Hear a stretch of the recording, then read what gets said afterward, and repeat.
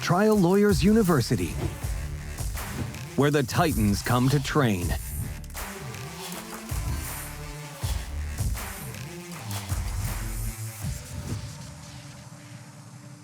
Produced and powered by LawPods. So we got Kenny Berger here all the way from South Carolina. And Kenny's had a really busy recent weeks and months because he's been battling tort reform and just formed a new partnership with a good buddy of mine. So first, let's talk about your new entity. What's going on with you, Kenny, and Nick Rowley? Yeah, Dan. So Nick and I had a chance to work together on a case that wrapped up last year. And at the end of that case, Nick was kind enough to extend an invitation to be part of the Trial Lawyers for Justice family and start TL4J South Carolina. And I, of course, accepted. And now we are collaborating and partnering and working together and hopefully just bring even more fuller justice here to South Carolina. That's great. Nick and I, go way, way back to 2005. We were roommates at the Trial Lawyers College. I still remember, because he was late getting there that year because I think he was in trial or something. And that was think about it, that was 20 years ago. 20 years ago. And everybody's like, oh, man, this Nick Rowley, he's, because he was just on his rise, right? But they're like, this guy he's more like out there than you are. That's why they made us roommates. And so it was he got there 2 or 3 days late. And then obviously you're living with somebody for 2 weeks. You become friends with them. And so then we were roommates for the next few years there at the ranch. And he continued to ascend. And, unfortunately, I continued to just do my criminal defense. So I'm a late bloomer in this game. Let's put it that way. I mean, I think one of the reasons you and I get along so well, one of the reasons Nick and I get along so well, I have great respect for the unconventional. My dad used to say the average Joe doesn't stand a chance. And I think if you look around and you say, look, I want to raise my hand and do what everybody else is doing, you are therefore volunteering to be average. And I love seeing people do things differently who are on that cutting edge or bleeding edge. I think of you, I think of Nick, I think of many others. And it's just been one of those themes throughout my life, which has been great because I've gotten to meet with and hang out with a ton of super interesting people. Sometimes my wife is like, can't you just have one normal friend? I'm like, no. Why? I see normal people all day, but no, the people who are closest to me are all a little bit unconventional. Yeah, that would define Nick for sure. I mean, he just finished a trial with a buddy of mine, Mike Carrillo. No, it's just in trial. And Carrillo went to another trial on a civil rights case the next week with another great lawyer named Dale Gallipo. I was going to say that, Nick just, he filed this motion because I was just talking to your buddies from South Carolina from the Dirk Derrick firm. And I know they did some focus groups on that case you and Nick were talking about, or Dirk did. So we'll talk about that in a sec. They were talking about, didn't Nick just file that motion to recuse the judge? Is that the case you're talking about? I'm like, yeah. It takes a lot of stones to file a 30-page motion to disqualify and get 30, respected lawyers to sign, affidavits to what a dishonest, horrible human being and unfair judge. I mean, that takes stones to stand up to a judge like that. So I have a lot of, it's one thing to get verdicts, another thing to put everything on the line for the case and that client. But it worked, though, because the judge changed her tone, at least for a little while. I was checking in with them on a daily basis, and they were like, she was good for about a week, and then she went back to her old self. I'm like, at least you got a good week, Justice. And she couldn't interfere too much because they still got a $48 million verdict. So they're still rocking and rolling, despite the dishonesty and harshness of the judge involved. Or I don't know if dishonesty is just mean and harsh is really what she was. Well, I'll tell you, one of the things I picked up at TLU and other places, when I think about one of the commonalities amongst the best of the best, they don't stop at great. They're always kind of going for greater. So, I mean, it's one thing to be a great trial lawyer. It'd be one thing to push a judge on recusal, but it's something different for a 30-page memorandum signed by 30 well-respected lawyers and take that position knowing the amount of heat that you're going to feel in the crucible. Now, you might get a lot of praise or otherwise outside the crucible. Right. In that moment with your name at the bottom, that's different, Yeah, it's highly courageous, and it takes courage to do this job. It's not easy.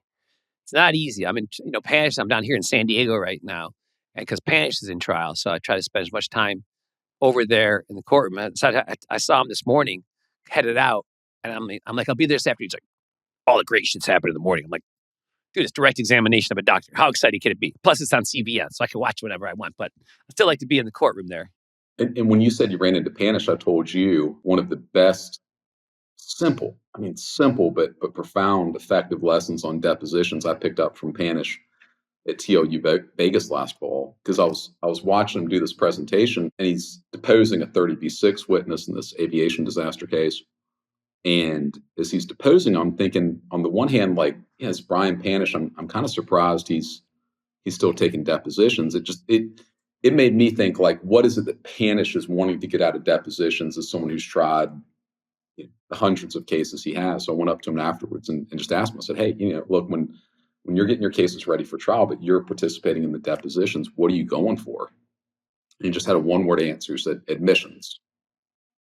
And he said, look, you get the admissions and the deposition. It makes it a lot easier later on. And then he saw from South Carolina, and we got to talking about football and TJ Uyunglele, who apparently had gone, I believe, maybe to his alma mater high school, and I'm a big Clemson fan. So we ended up talking football for the next 15 minutes. But that lesson on admissions from deposition, I passed on to one of our associates who used it in a trucking case earlier this week, and said, Kenny, I had all this outline and had really 5 things I wanted the driver to admit to, and he admitted to all of them. So what do I do? And I was like, you come home. You say, thank you. All right. Can I see what's your policy? Hopefully.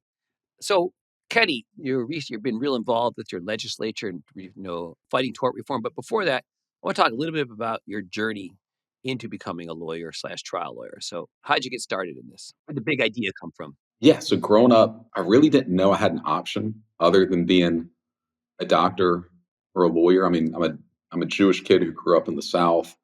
And so we didn't have like connections to country clubs. In fact, the closest country club to where I lived growing up didn't allow Jews until the early 2000s. So it needed to be something professional. And I'd taken I did mock trial and debate and those things. And I was pretty darn good. And then I get to 9th grade, I'm taking this biology class, and it just sucked, man. I mean, the whole thing sucked. And we're like trying to figure out cell structure. And I'm like, this is so boring. Like, I can't believe anybody cares about this. But why am I here?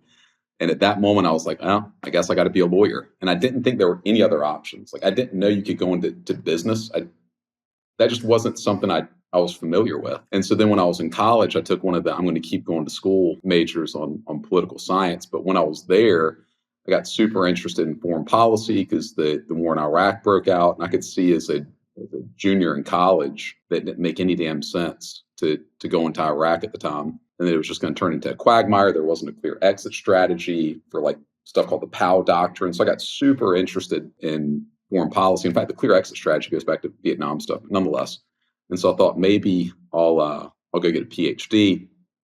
So I wasn't sure. So I took a year in between college and law school, and I worked at this great nonpartisan think tank up in DC called the Center for Strategic and International Studies that had been started by a guy named Zbigniew Brzezinski and Henry Kissinger, excuse me.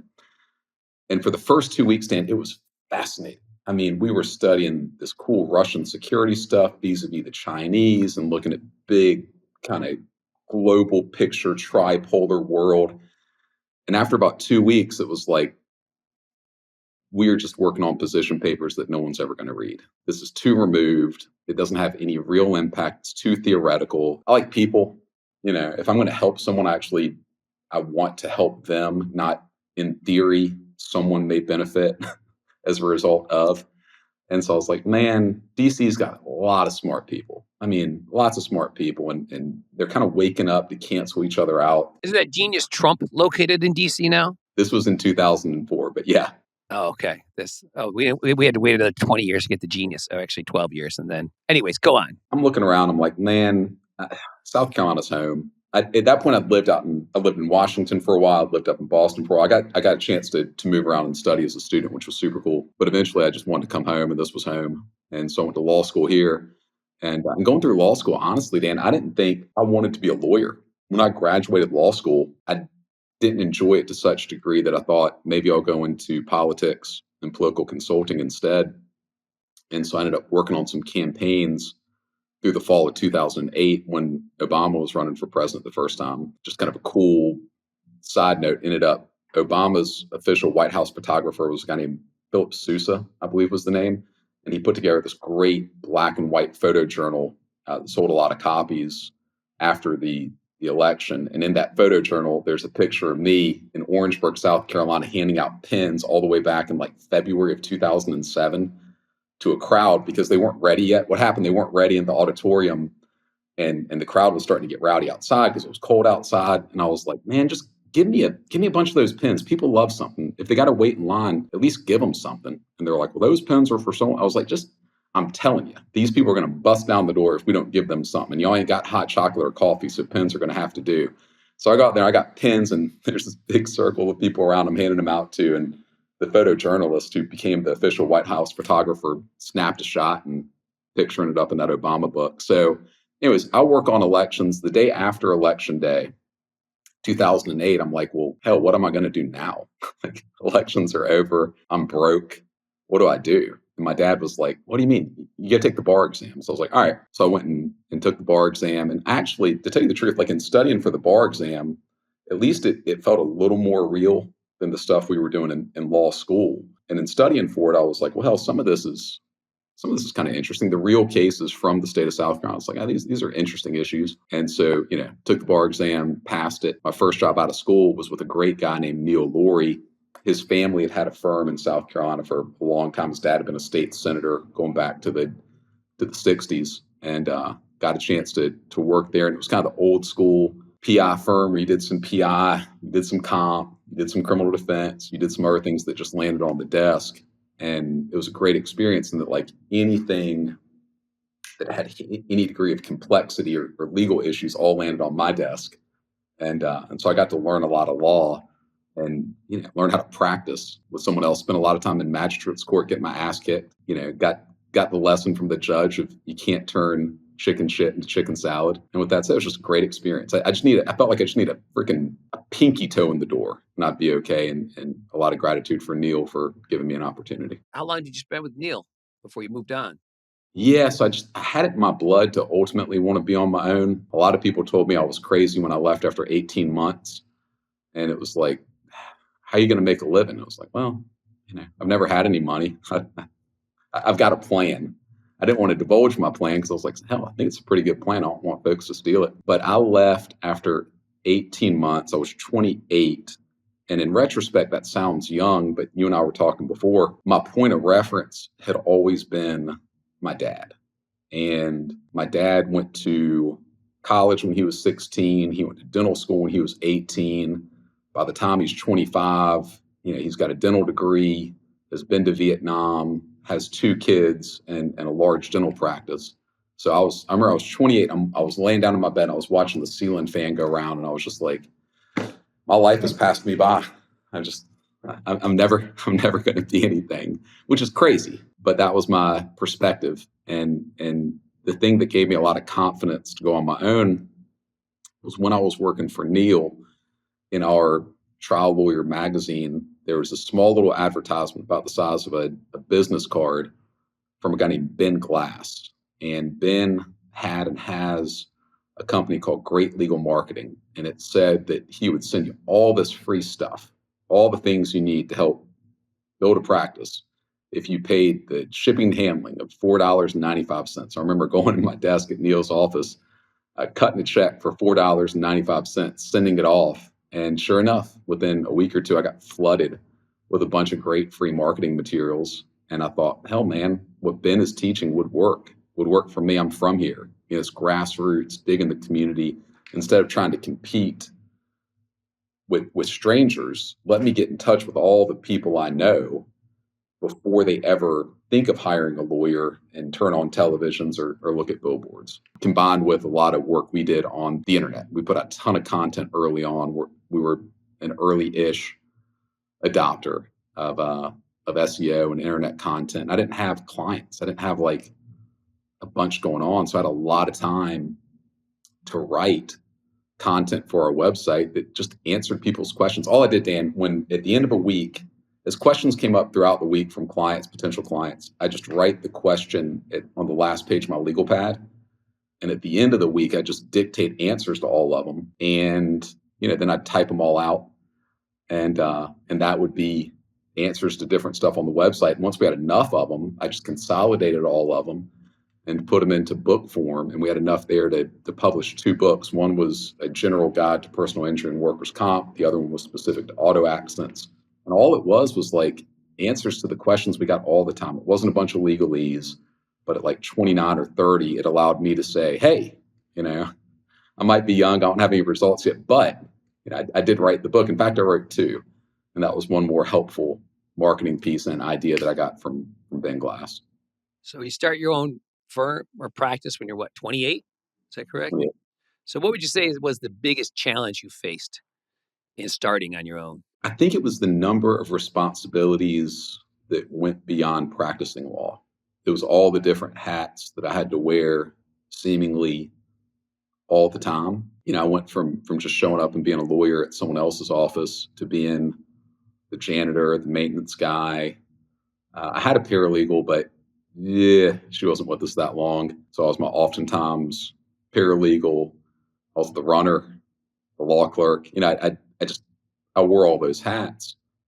The good part about it was there's nothing in a law office that I can't do. Anything the paralegals do, I've had to do before. Anything we ask for a runner or a clerk, I've had to do before. But within a couple years, I realized I didn't want to deal with anything other than bringing in cases and practicing law. That was the 2 things I wanted to do. And so I hired a dear friend of mine, Jason Savage, to be our chief operating officer. And at the time, people would bust my balls, bust his balls. I'm like, chief operating officer, you've got 3 people who works there. Who needs a chief operating officer? And it was like, just wait. And the idea was, let's build it correctly instead of build something and then have a bunch of problems and have to go back and, in essence, tear down and rebuild. So Jason came on within the first couple of years, and he's been with us the whole time, 13 years now, and runs the operational side of things. And it's just fantastic. So fortunately, I don't have to deal with anything operational. I get to be a lawyer.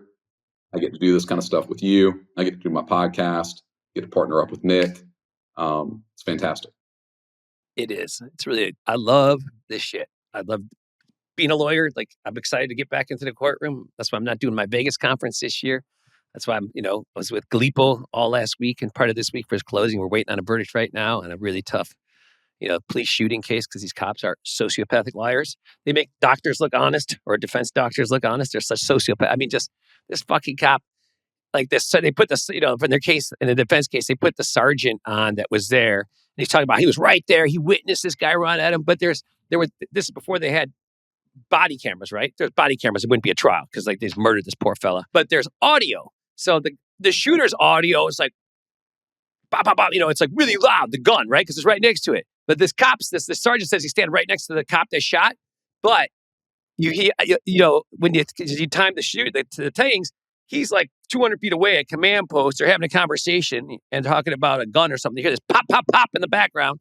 And he's like, oh, and then there's this 55-second delay. And then it's like, get a tourniquet. And there's the tourniquets on both of them at the same time, right? So you can back. And it's like, and then the dumbass defense lawyer gets up and goes, sir, did you lie? Would you lie? Would you lie to help your friend? I'm like, who asked a fucking guy if he's lying unless it's obvious to everybody that the guy's a fucking liar? Nobody asked that, right? And so, anyways, but it's been very informative, though. We're going to trial, being in trial with Gallipo because they're both inner circle guys. I mean, and Panish. The other day, I'm going over to Panish this afternoon. So, it's just great to be here. Y'all's collection of talent in Southern California is just off the charts good. It's crazy. I know. That's why it's like, I'm so pissed I wasn't here like a month ago because of, whatever. Because like Nick and Lanier are in trial on the same courthouse, like across the hall from each other. That's like Disneyland for trial lawyers, right? When you're trying to get better and you're seeing what people are doing and just, that's just, for me, it's just the process. Somewhere in the gathering of talent in Southern California right now, there's like a Malcolm Gladwell analysis, right? Somewhere in there is like here are all the reasons that this incredible group of people came together in the same place at the same time, which is it's just uncommon. You don't see this all the time, even in big cities or places that arguably have favorable venues. It's just it's remarkable in the truest sense. No, it really is. And it's really great to be a part of it all. So you and Nick partner up on your case, I think led to your biggest result thus far, right? Which was a settlement, which is fantastic because you get paid and everything. So tell us a little bit about that case, because we're eventually going to do a webinar on it. We have to pick a date and see when Mr. Rowley's available, because I know I think he's on like extended vacation, which he rightfully should be before he gets ready. I know he's in Costa Rica right now, visualizing his presentation, his teaching at TLU, because he's teaching a one-day master class on traumatic brain injuries on Friday, June 6th. And then on Friday, June 5th, he's doing a live voir dire focus jury on the recent TBI case that he had. But if you can't make it, don't worry, because I'm recording it all and it'll be on TLU On Demand. But anyways, tell us about your case with Nick and how it all came to be. Yeah, so I'm out in Montana. I believe it was the summer of 2021. It was whatever the first year was that they had a week-long workshop for trial by human. And we've been fortunate up to that point. I mean, we'd hit seven-figure, multi-seven-figure, high seven-figure, all that good stuff. But I hadn't busted through the eight-figure kind of ceiling that existed in my mind, right? And I'm out there and I'm actually workshopping a different case. And I'll tell you, I think the week that I spent in Montana probably added $1 million to the case that I brought out there to workshop. But in workshopping that case, we had these fantastic instructors. And for me, Brian Ward, who's a member of TL4J, was just an incredible instructor. I mean, he was so smart and so focused, so tuned in, so helpful that we just connected. And it turned out he was like a big football fan, so we got to talk about football and all the rest. And so he and I got pretty tight. And Henry Pecor was working with Brian at the time. And we get to talking about a couple of other cases. And one of them was a case where a little boy goes to a resort in South Carolina down in Myrtle Beach over Memorial Day weekend 2020 and ends up suffering severe chemical burns because the chlorine in the pool was literally off the charts. And so I'm talking to Brian about the case, and we're just talking. I was like, man, let's just work on it together. You want to come out to South Carolina? We'll work on it together. He was like, hell yeah. And so he and I just start working, man. We're working. Me and a couple of attorneys here. Brian is his associate or partner, Aaron Powers, who's in Colorado, and we're just kicking them, Dan. I mean, we are kicking them. And at one point, there was a video of our little boys named Ashton Douglas. There's this video of Ashton from the burn center. And in this video, he's screaming. And then as he's screaming, he starts hitting himself in the head to try to distract himself from the pain where they had debrided the burns around his groin. And Brian Ward shows that video to Nick. And the moment Nick sees it, Nick's like, I'm in. Yeah, let's make sure it gets on my trial calendar. And so it was just like, now all of a sudden we had, Kenny and my team, we had Brian and Aaron, and then we had Nick, and we just came at them with the full force of everything we had. And there was $26 million in insurance coverage, and we gave them a final opportunity to pay the $26 million. They asked us to extend the deadline to pay it until the end of mediation. We declined and said, look, you've had the case for years. You don't need more time. No, if we get to mediation, the only negotiations would have to be above the policy limit. So it'd be extra contractual money. This is a nine-figure case staring you down the barrel. And literally 1 minute before our settlement offer expired, we got an email from the adjuster for the third layer of coverage. And basically the insurance tower collapsed on itself, and they paid the full 26. After representing for a long time throughout the case, they only had 11. When did it finally resolve? This was, I remember, because I was in Mexico for my wife's friend's wedding, and it was 4:59 on January 19th, 2024. So just January 19th, just a little year and a half ago.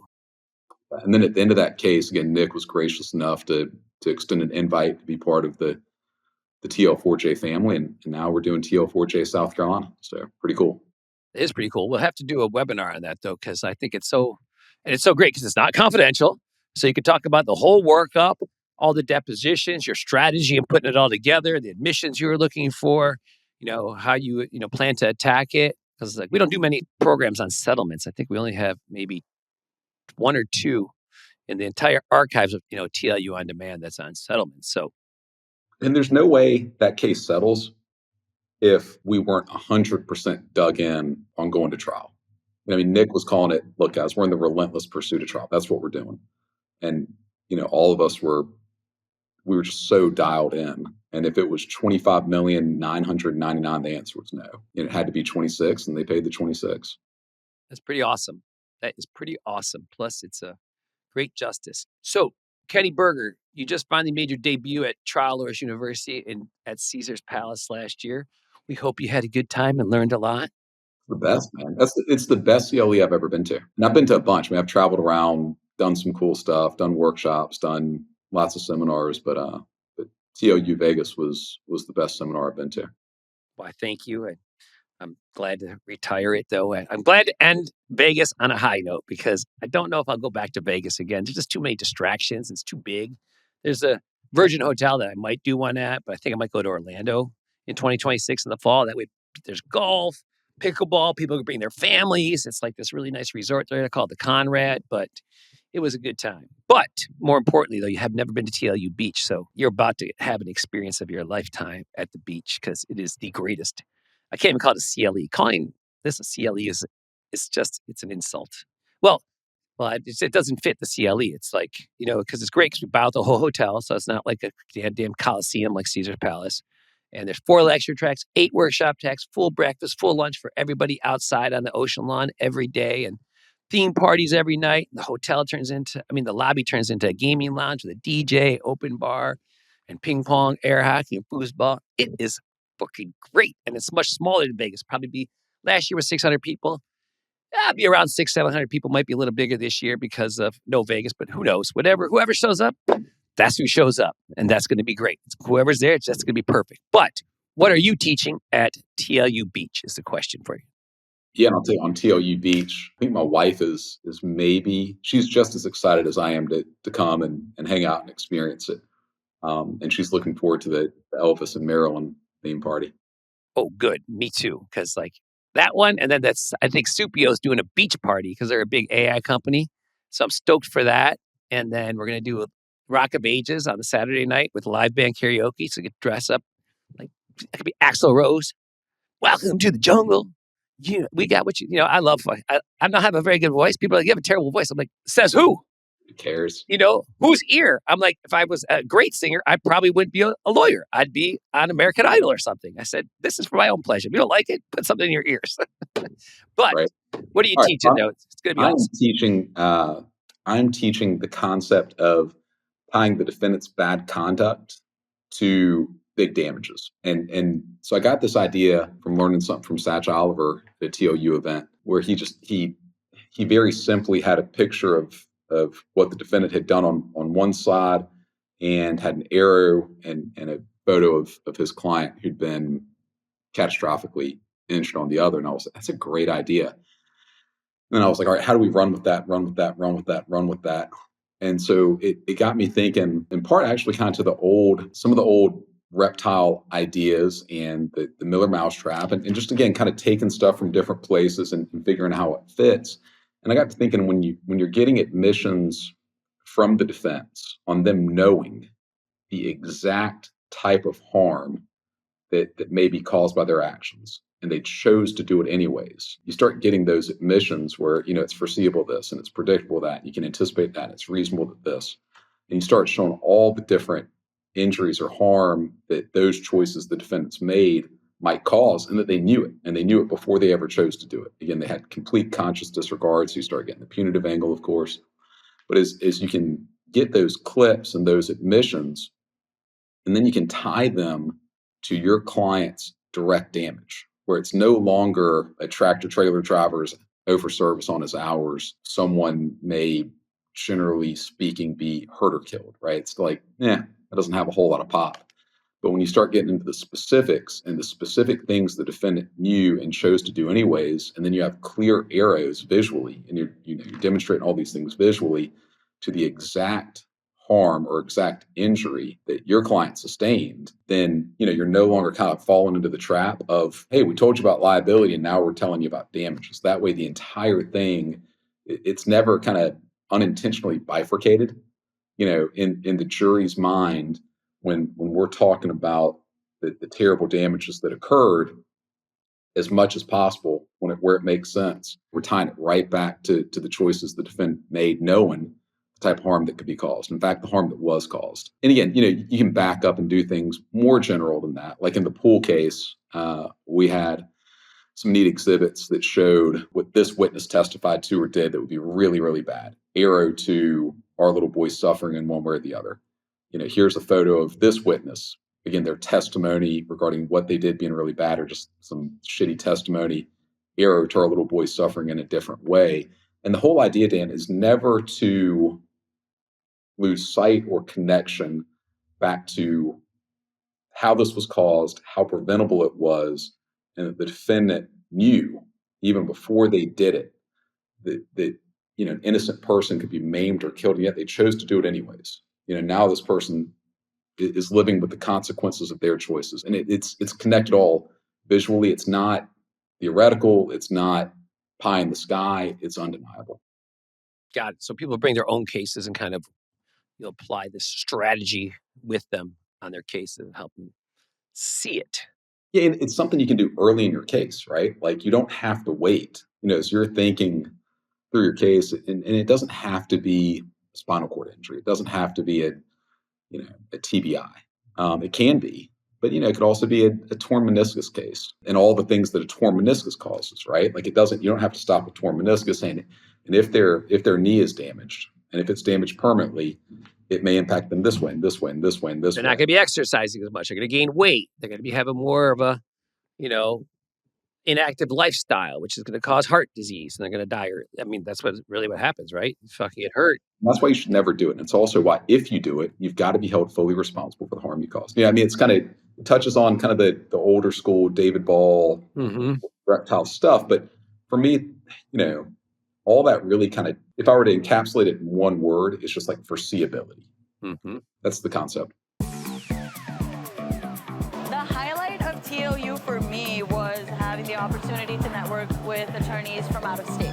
TLU has been amazing. I'm so glad I came. It was one of the most inspiring events I've been to. Great networking, great food. It's been amazing. I can't wait for next year. Let me ask you, Mr. Berger. So you've had this great success. I always like to ask people about their greatest trial loss because everybody has them. And I got a podcast by buddy Xander tomorrow. We're going to talk about his. And to tell you, he was in trial for 6 weeks. Oh, so much time and money, years of work. And you know what? It's just, and nobody knows what that feels like except for a trial lawyer. Just like nobody knows what it's like to wait for a jury. Like, I kind of feel a bit right now, even though I, only was a witness to the case, right? I didn't have any direct control over it. I made some suggestions here and there. A couple of them got picked up by Gallipo, but most got ignored because he's got his way of doing stuff, right? And, nobody can really it's really hard to make adjustments in the middle of a battle. If you want to adjust something, more, you just can't, it's not possible. It's like people want to train. They're like, I just want to train on my case. I want to train on the exemplar. I'm like, no, you have to train on the exemplar case because you need to know these materials and not be, thinking about the content, only about your performance. When it comes to your own case, you got to do content and performance, but you got to have performance skills down. You can't be thinking about eye contact and what expressions on your face in the meat of your own battle. You have to be trained by that, right? So, but tell us about the biggest gut punch you ever suffered, Berger. I'd like to hear about it. I'm a what's that, masochistic person? Or sadomasochistic?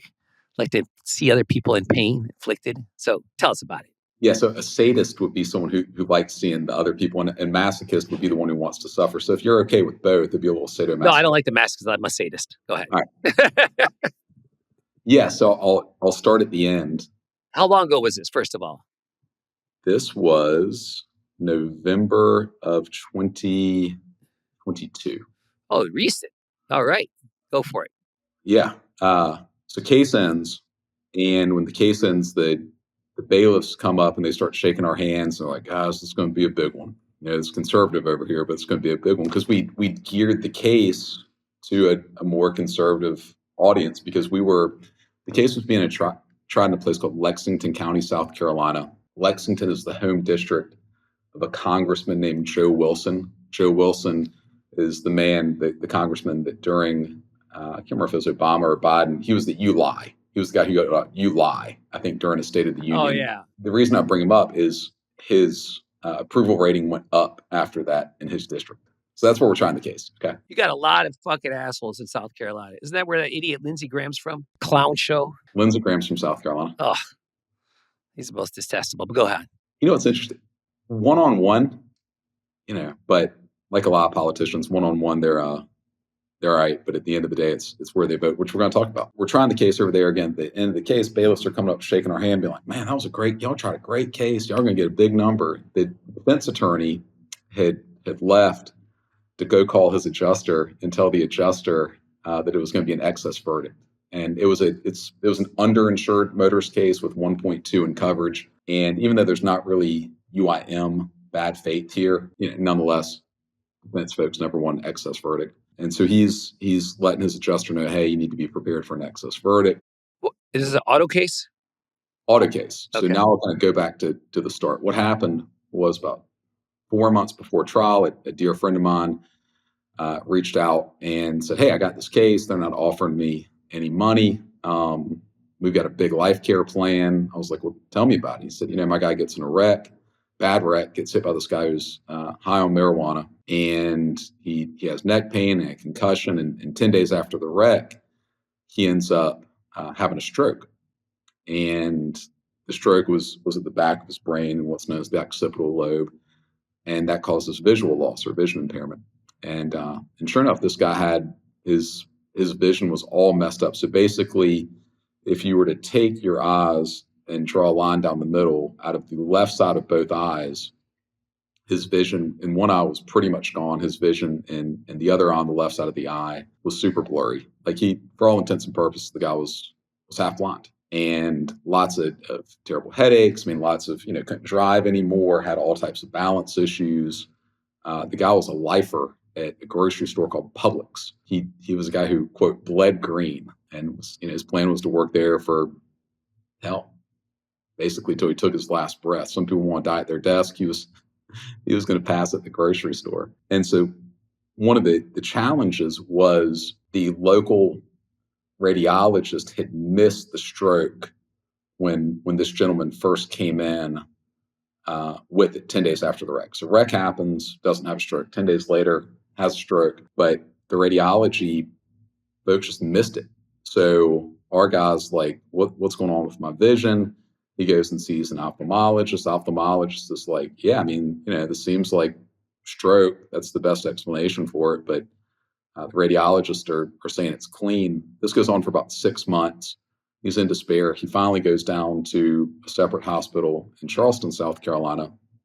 They do a repeat MRI, and they're like, oh, yeah, I mean, there's clear evidence that you had a stroke in your occipital lobe. That explains your vision loss. And he was like, okay, well, what can I do to get it back? And they're like, oh, yeah, you're not going to get it back.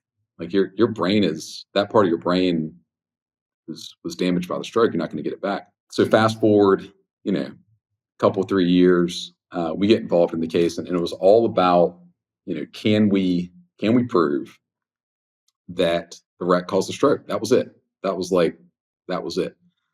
The big challenges we had were, even though there was on the initial CT scan, when he comes in with the blindness, even though there was evidence of a stroke, that we got the radiologist, we ended up getting in touch with the radiologist. The radiologist was like, yeah, I went back and looked at all these films. There's no stroke there. It goes on and on and on. We're like, hey, we had this guy who's a neuroradiologist from Walter Reed, great guy.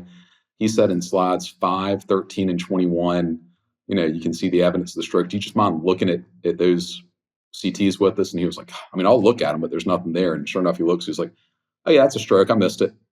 Yeah, I see him. Okay, yeah. And I was like, all right, well, in that case, is it fair to say that the most likely cause of the stroke, that it relates back to the trauma from this car crash? He was like, I don't know. Do you have anything on what's known as a vertebral artery? So, you have arteries that run up the front, and then you got arteries that also run up the back near your vertebrae. We're like, well, yeah, I mean, we've got an image, but it's later.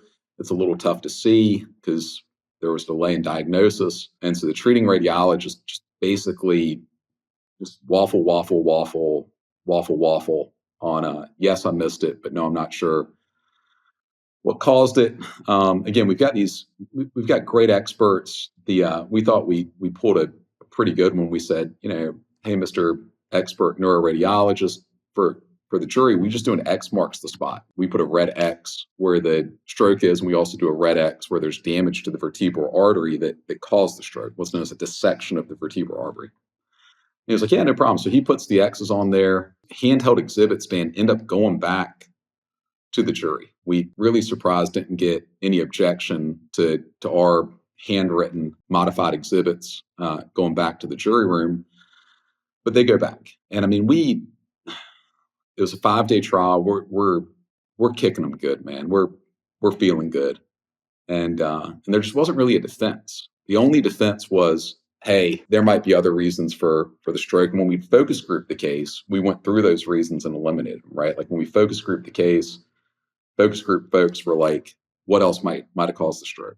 And we ruled out hypertension, high blood pressure, diabetes, smoking. We rule out all the other obesity, rule out all the stuff that's associated with stroke. So it's like, not only do we know that it's from the trauma, which damages the artery and causes a cut back there, a dissection. We know that, but we also know it's not anything else. Like, not only do we know it's X, we know it's not any of the rest. We thought the verdict, and I think the defense attorney thought the verdict was probably $4 or $5 million. And apparently, and this is pretty sad, apparently in the jury room, there were a couple of jurors who were talking about that range, but there was one guy who we've now nicknamed Jimmy the Justice Killer.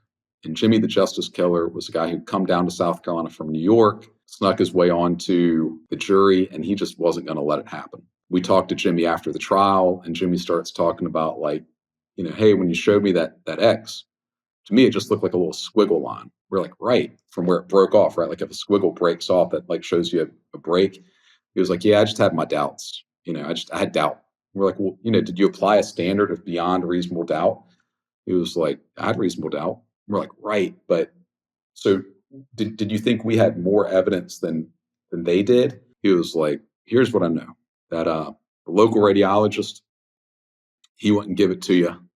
And I ain't giving it to you either. I had reasonable doubt. And because we don't have meaningful attorney-led voir dire in South Carolina, Jimmy was allowed to be impaneled without knowing really shit about him. And, we got poured out on proximate cause in that case. What'd you learn from it, though? The biggest thing I learned was the need to empower. So a few things.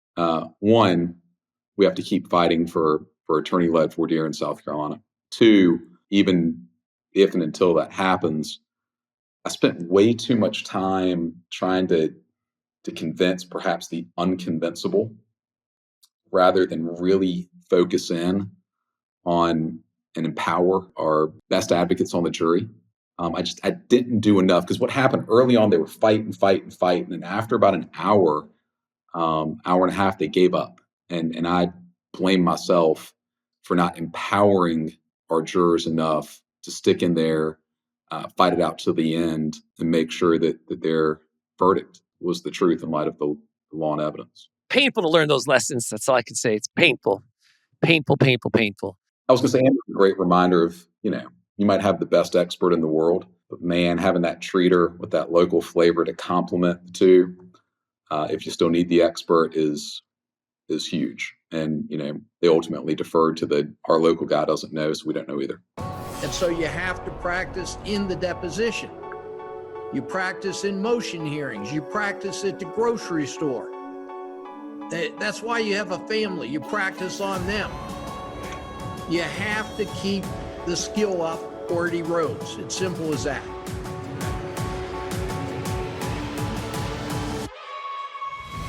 Somebody give us an overview of this case. Or I call wowing it. And what I mean by wisdom of the wise is, why are we still right in spite of this fact? These are just some of the clips when I was cross-examined 10 years ago, remember? About 11 o'clock at night, and he leaves this message. I got a brilliant idea. Every conversation he starts, I have a brilliant idea. But welcome, everybody. We've got a good crowd here today.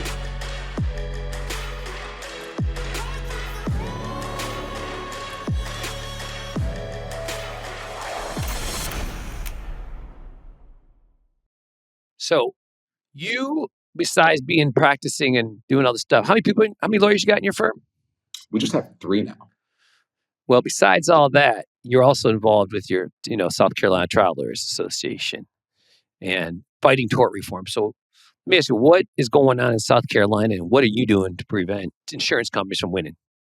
Yeah, so it's been a brawl. In South Carolina, the Senate Majority Leader is a civil defense attorney, the Speaker of the House is a civil defense attorney, and the governor is a former civil defense attorney. Again, all good, honorable people, but again, they've spent their careers by and large on one side of the V. And when they hear about tort reform and the concept or notion of tort reform, it starts getting pushed, there may be more openness, in part because of their own bad experiences with certain plaintiffs' firms. And that happens, right? Like there are bad things that plaintiffs' lawyers do that in part poison the well on the other side.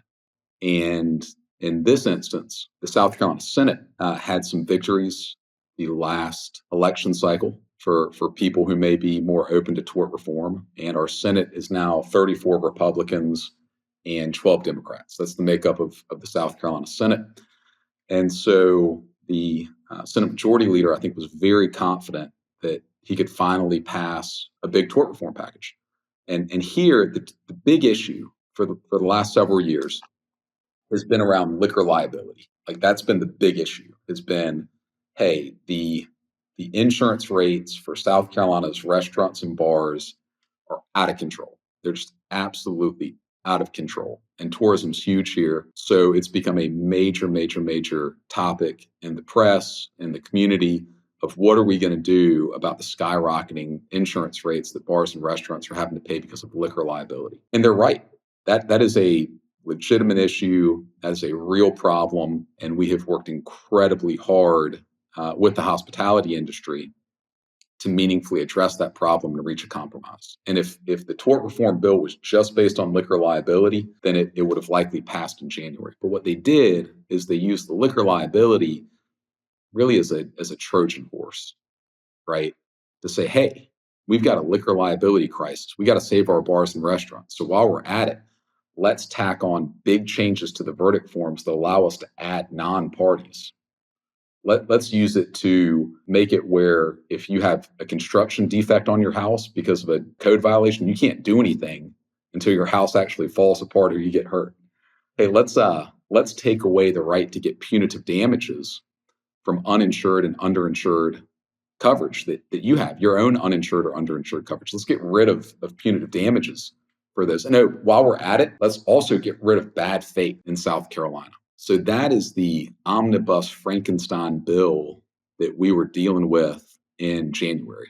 And there was a group of us, Dan, that looked around and we were like, man, we are about to get freaking steamrolled. Like we are about to get crushed.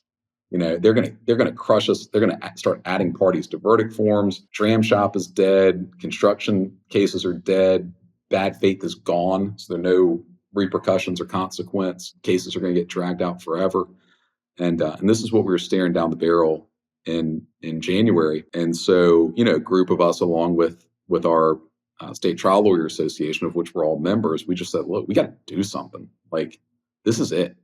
If we don't do it, it doesn't look like anybody else is going to. And so, a number of us, I don't know, 8, 10, 12, 15 people, for all intents and purposes, put down our law practices around the third week of January and just worked on tort reform nonstop. I mean, it was like being in trial. We're working 12, 14, 16-hour days from around the end of January all the way through the end of March.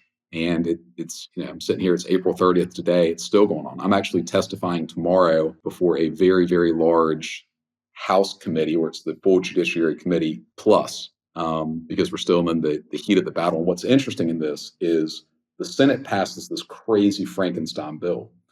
The South Carolina House, and usually it used to be the other way around. Like it used to be Senate was the firewall, House is where you'd see some wild stuff come out. The House just wants to pass a standalone liquor liability bill. In fact, they did. They unanimously, and this doesn't really happen a lot in South Carolina, like Republicans and Democrats unanimously, 109-0, all stood up and passed a standalone liquor liability bill that reformed our dram shop system. sent it to the Senate, and the Senate effectively killed it and sent back their crazy bill to the House. We are right in the freaking midst of it, but there have been a ton of lessons, a ton of things that are not specific to South Carolina, are not specific to these particular legal issues that we've learned and that I'd love to share with others. So what did you, if people are fighting tort reform, what would be the things that you learned that can help them in their own battles? And first, before you, how do people get a hold of you? So that way, when they're fighting at home, they're like, I just got to call Kenny Berger. I don't need to listen to all this podcast. He just give me the roadmap to beating down the tort reformers. Yeah, my cell phone's the best way to get me. 803-360-6267. And then the email that we use for this is Kenny, Kenny, Kenny at TL4JSC.com. So Kenny at TL4JSC.com. Oh, you got a new email with the new operation. Very interesting. All right. So when people are in this battle, what are some pointers to take to prevail? All right. And these are things that as trial lawyers, like we know, but then I think we lose sight of maybe in a legislative battle. The biggest one is at the end of the day, it's all about the votes, right? Like it's all about how the legislators vote on whatever bill or whatever amendment there is. It's not about you. It's not about your politics. It's not about your feelings. It is not about your sense of justice. It ain't got jack to do with any of that. It is all about how that group of legislators is going to vote on an issue. And that's it. That's quite literally it. I mean, not terribly different from a jury trial where, it's about the jurors, it's about the audience, it's about the judge. That what I'd say is number 1, 2, and 3. And so it's like, all right, if it's about the votes, how do you go about getting the votes? And, it's not, again, terribly dissimilar from a case where it's about rapport. It's what kind of rapport, what kind of relationships can be built to start giving you the credibility that you need for folks to actually listen to you. And for God's sakes, don't start advocating to legislators you don't know. And heck, even if you do know them, they get advocated at all day. I mean, all day for an entire year, someone's telling them about why this is a problem, why they have to do this, and they've got to do that, and da. Don't do that. Just chill out, man. Talk with them. Find out what they're into. Find some common bond. If it's a state level legislator, y'all are from the same state, presumably. Y'all probably know a lot of the same people. So just take a breath and start working on the relationships and find out what matters to them. Again, it's their vote, right?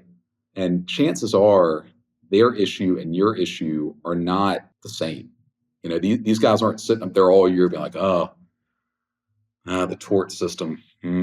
Yes. I mean, they've got budgets, they've got energy, they've got roads, they've got, constituent service, they've got their home, they got all this stuff, right? So just because it's the most important thing maybe in the world to you at that moment, I know for them, it may just be one more bill. So find out what is important to them and see how you can help them on those issues. If agriculture is their thing, find out some bill that they've got regarding agriculture that might need a little help and do what you can to whip up a little support for that bill, right? If they need a little bit of money because they're under attack, the lawmakers here come under attack all the time from the far right and sometimes from the far left. Find out what you can do to help protect them. And obviously donations don't hurt, right? You can't buy votes, for God's sakes. I mean, well, you know what? In the Trump administration, you can buy pardons. Let's put it that way. So, but if you're talking to legislators, just remember, if you're not a registered lobbyist, don't ask them for a vote. And for all that's holy, don't start talking to them about how they vote and talking about fundraisers in the same sentence. That is a bad idea. That starts getting really close to the bribe word. Is that improper in South Carolina? Bribery? Yeah. It's improper. I didn't know. I mean, you got, they're big Trump supporters there. So I just figured, you know what?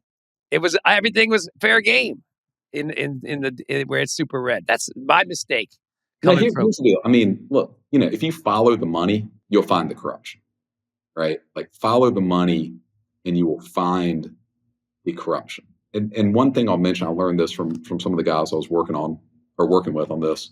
So some great attorneys who, again, put down their practices to work on it. At the end of the day, if it's between the lawmaker staying in office and your issue, they got to stay in office. So they'll be so with surprised. you. The saying here is they'll be with you right up until the time they're not. And they're not going to be with you if you're asking them to do something or encouraging them to take a vote that's going to threaten their reelection. That's the way it is. So if you're presenting an issue, or for the folks who are like, don't compromise, never get an inch, dig in, we're never going to do anything to give an inch to the insurance lobby, more power to you. I love that. And if that was the reality here, I'd say, yeah, let's come up with some proactive legislation that expands the civil justice system, that serves victims, that introduces greater fairness and justice into our law. But the reality is that at the end of the day, these folks have to take votes that aren't going to threaten their ability to remain in office. That's just the truth. Fair enough, Mr. Berger. Oh, I forgot to mention, for people that get to TLU Beach on Tuesday, Ed Saramboli's hosting a surf camp on Tuesday from 2 to 4 if you get there early. And then on Wednesday, my buddy Kurt Zahner is taking a nice group of people out to race go-karts at the K1 racetrack. And I think there's going to be a pickleball tournament on Wednesday too, just for people that like to be social, because, it's very important, the networking aspect of TLU. I really pride myself on my ability to, all the new friends that people make. Like in Vegas, you had to make can you even count on two hands how many new friends you made? I can't, and I have all 10 fingers. See that? Exactly. So many new friends. And I forgot to mention too, because we have these 4 lecture tracks and 8 workshop tracks. So if you miss anything, it's all being recorded on TLU On Demand, at least all the lectures, master classes, and voir dires. Just saying, because I know people are like, I got to go do these other workshops and I'm going to miss them. I'm like, don't worry. We thought about this. I crack up sometimes. Somebody said to me one time, he goes, Dan, you just put all these great things at the same time. So we'll have to subscribe to your on-demand service and you can make money. I'm like, dude, you are fucking, I was trying to be discreet about this, but you got me. You caught me. I did that. I'm such a terrible human being. I'm so sorry. But anyways, so I just wanted to mention that stuff because I forgot to mention that. And I'll tell you, I got I'm not trying to plug you, but truth is, I've got the TLU On Demand. It's great. And it's not that expensive. Here's what I'd say. It's worth it. Like when I was first starting out, this goes back to when, baby lawyer, I would pay for things that I couldn't afford not to do, even when I didn't have the money. No, today's like, the greatest time to become a trial lawyer because, it's all, there's more access to information from the great ones than there ever was before. And, like Kenny, if somebody just get some words of wisdom from the Bergman, let's say a young lawyer, like my nephew's been a lawyer a year and, it's tough in the beginning. It's tough all the time, but especially in the beginning when you don't know shit. And you had these dreams of being a trial lawyer, but you have no idea how to get there. So somebody comes up to you and says, hey, Mr. Berger, how do I become a trial lawyer? Give me some advice. What would your advice be? Yeah, twofold. One, learn from the best people you can.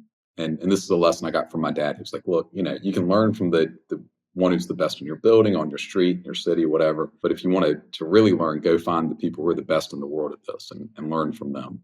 And like you said, there's never been an easier, more accessible time to do that than now with all the great materials that are out. And the second was just do it. Like everybody's scared. Everybody's nervous. Everyone's got, anxiety. Everyone, maybe for his eye, all that stuff. Don't sleep great, worry about this, make sure your tie's straight, all the stuff.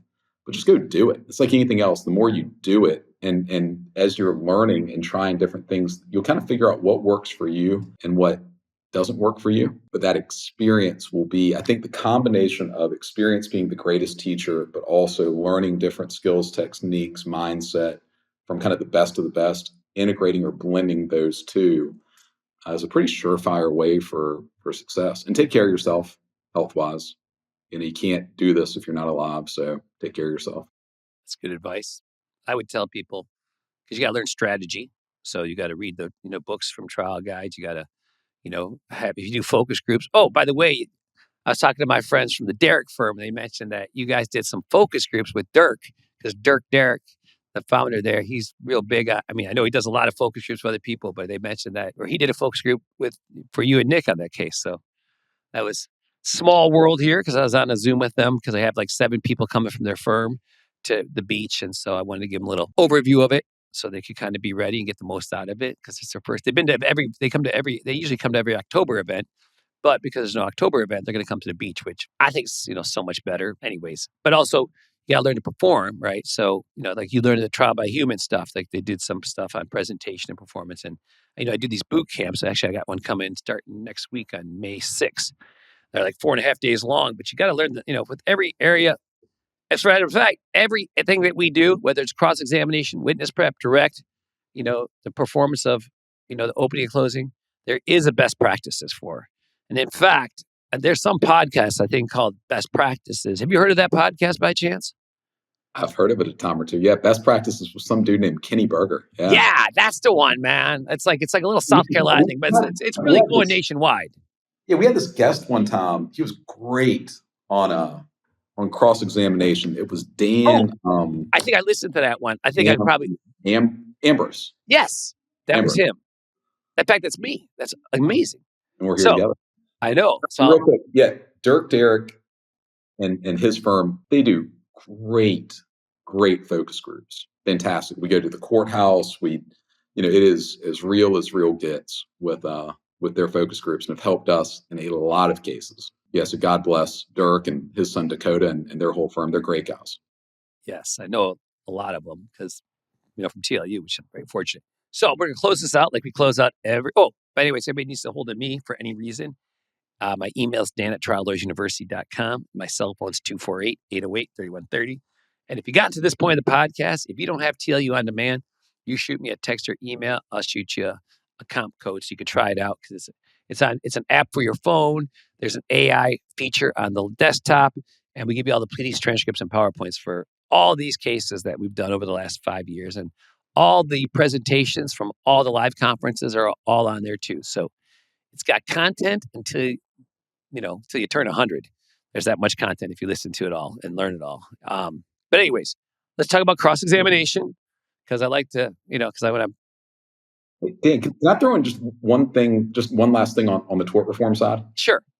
Okay. Last thing, we've talked some about, Republicans, Democrats, conservatives, liberals. Here's what I would say to anybody fighting tort reform. And again, this goes back to things we know from trying cases, just communicating with people, being on boards and so forth. Have themes and principles that transcend party. Like, one of the things we recognized was the way that this bill was written was really offensive, like really, really offensive to your traditional conservatives and to your populist Republicans.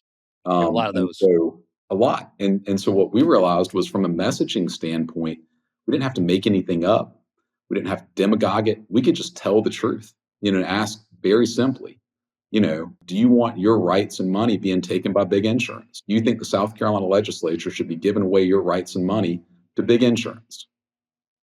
And man, Republicans, Democrats, nobody likes big insurance. They all hate them, right? So we did not make this about Democrats or Republicans. No, don't do that. Find themes and frames and principles that conservatives, liberals, and pretty much anybody can agree on. Right is right, wrong is wrong. And man, the simpler you can make it for folks, the better off you are. And these are things we know from trying cases, from communicating with people. And in a legislative sense, it is every bit as true when you're fighting back against bad law and threats to the civil justice system. And the last thing on that point, please don't make it about the lawyers. It can't be about the poor plaintiffs bar. How are the poor plaintiffs lawyers that these people see advertising on TV? How are they ever going to be able to feed their families? No, it's about constituents. It's about churches and small businesses, synagogues and mosques and big businesses and mom and pop and everyone in between, schools. Show and make it real. Show how the school teacher who was killed by the drunk driver, if they get what they want, if the insurance legislation, if they get this big insurance bailout passed, that family gets nothing. You're just adding insult to injury. That's a lot easier to put forth, then this would hurt my fees. Makes a lot of sense, Berger. Well, I got Satch Oliver. I got a webinar starting with Satch in 8 minutes. So we're going to have to save our cross-examination. It'll be the first podcast in the last 20 that end with cross-examination. But you just have to listen to different podcasts to get the cross-examination, or listen to best practices with Kenny Berger. And then that way you'll get the whole cross-examination in depth, because there's no time to do it right now, because Satch just got a $135 million verdict about, I think it was about 8 months ago, a year ago, but he finally got all the briefing done on the appeal. So he's comfortable talking about it because it's set in stone. So that's what I got to do next, Kenny. And I'm looking forward to doing we got to get a date for our webinar with Nick. First, we got to get time from Nick, because he's got to do the hot coffee one and this, sex abuse one. So he's busy. He's a busy kid, busy young man. So anyways, great seeing you, Kenny. I can't wait to see you in Huntington Beach. We're going to have the greatest time you could ever imagine. It's going to be so great. So thank you, and take care, and keep up the good work on the tort reform.